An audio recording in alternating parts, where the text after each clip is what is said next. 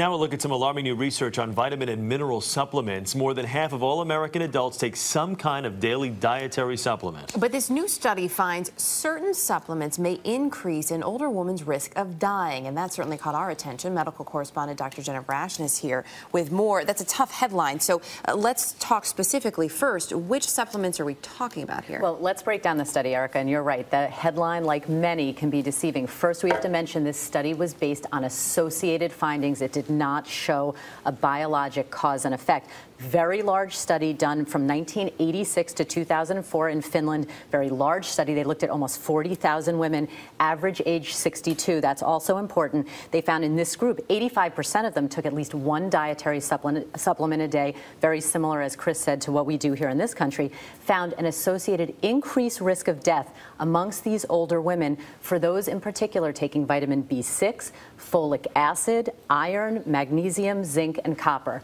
So again, didn't say why, but did show that they had an increased risk of dying. What is it about these supplements, though, that causes that increased risk?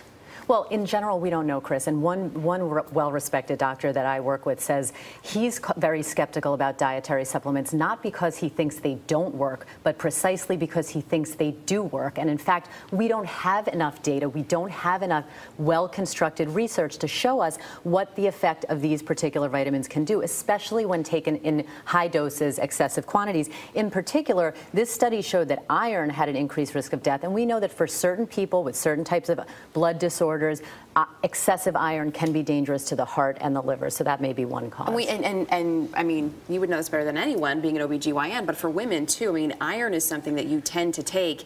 A lot of people when they're pregnant, both of my pregnancies, mildly anemic, and then it can continue on. So, so when do you, I know you should always check with your doctor too before taking a supplement, but if you've been taking it for a long time, do you still check in? Well, that's part of the thing, Erica, is that most women, most patients don't consider these supplements to be like medication, and in fact they should. So there are a couple of tips. Number one, if you are taking anything, especially when you've been taking it for so long, so many years in the past, you really want to discuss these with your doctor. You want to try to avoid self-diagnosis and falling into that trap of the marketing and advertising claims that a lot of these supplements portend. And also, do not assume that more is better. Really, do not take more than the recommended dosage, because we do know that these vitamins, like anything, can be dangerous. All right, Dr. Ashton, thank you. You bet.